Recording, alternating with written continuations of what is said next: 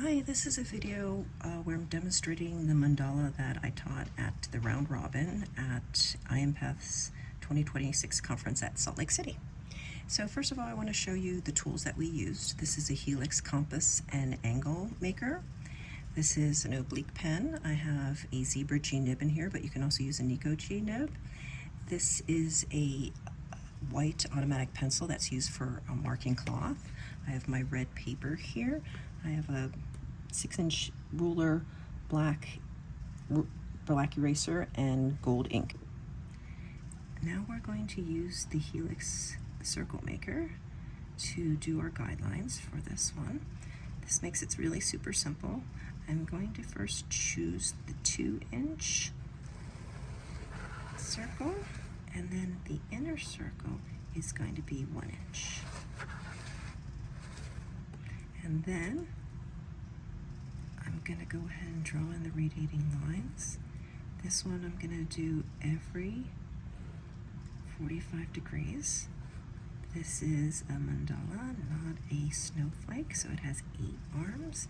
If it was a snowflake, then it would only have 6 arms. Okay, and then I'm just going to finish up those, complete these lines here with my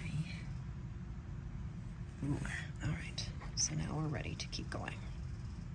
I'm going to draw a few of the strokes in using my white pencil. We're not going to do that with all of the strokes because it's really not necessary, but we're just going to do the first few to give us some more confidence. This first stroke that I usually like to start out my mandalas with is an S curve with a hook. It's sort of a big one, but this one's a very thin one. The reason I want to keep this one thin is so that we have plenty of space on either side for other strokes. So I'm just going to do the first 3, and we're going to start inking in these first ones.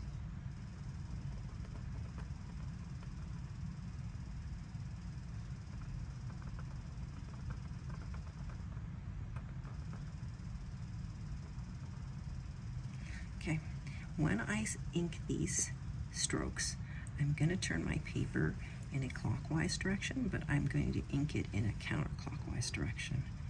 And that way,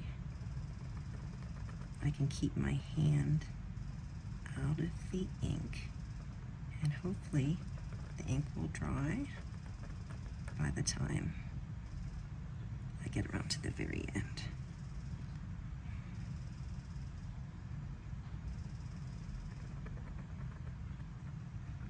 Make sure that you concentrate on the swells.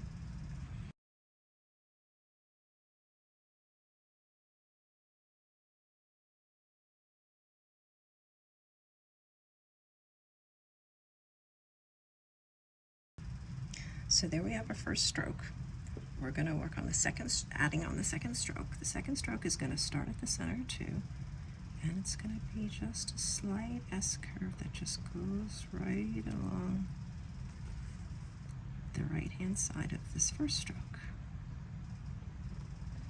I'm just going to give it a nice little echo there.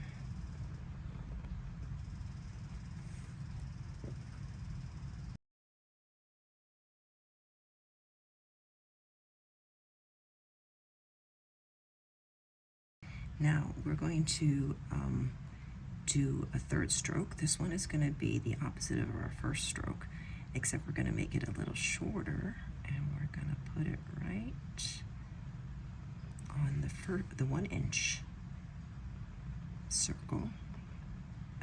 It's same thing, an S curve with the hook, but going the opposite direction.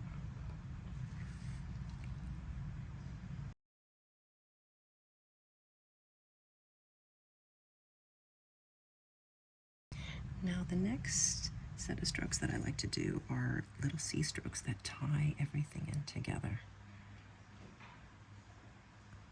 So I'm going to put 3 little C strokes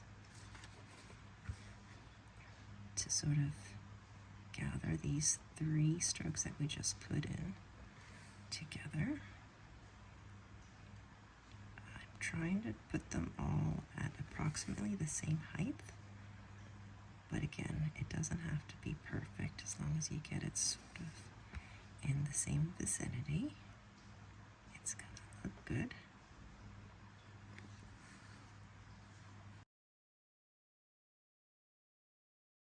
I'm also going to put a little dot in the middle.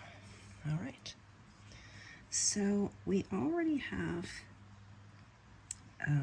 2 different levels here. We've got the smaller one we just did, the first stroke, and I want to give it a little bit more dimension, so I'm going to do a radiating stroke. That's an S stroke, and it's going to come out past the 2-inch circle. It should be sort of an S stroke, but I didn't leave myself that much space here.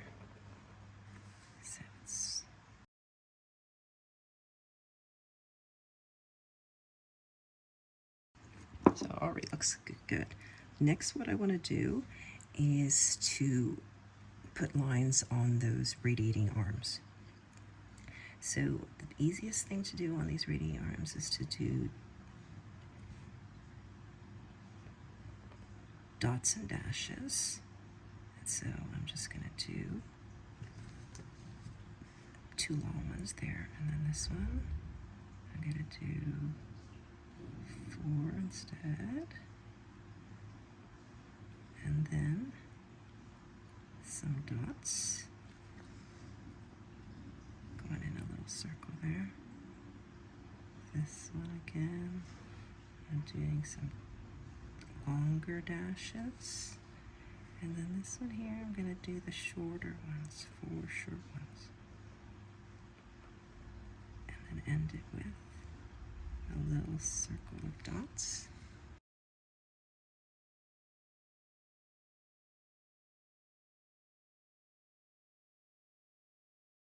So next we're going to try to fill in a little bit of space inside. We're just going to do that with simply putting in some C-curves. I'm going to put in a C-curve on this side and a C-curve on this side. And then I'm going to put a little gentle S-curve there. I'm just going to do that all the way around.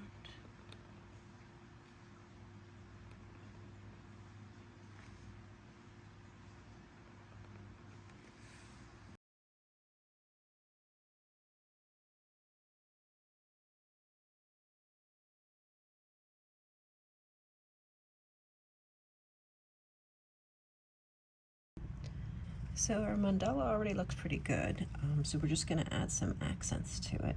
Something that I love doing is I love adding little tiny pearls. So I'm just going to put 1 pearl there, and maybe 3 pearls, 4 pearls over here.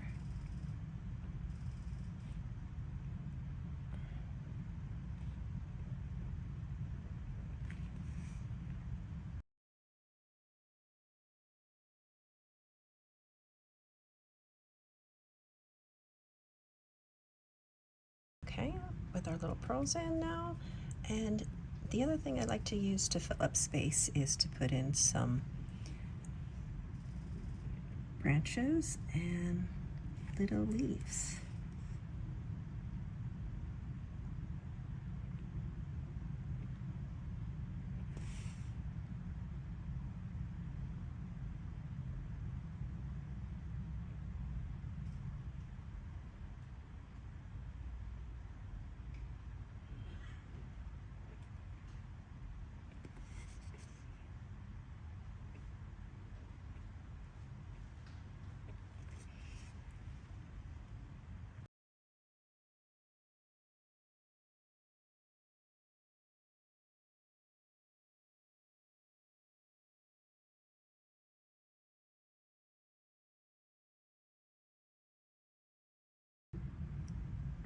And once all the ink is dry, then we can erase the guidelines using our black eraser.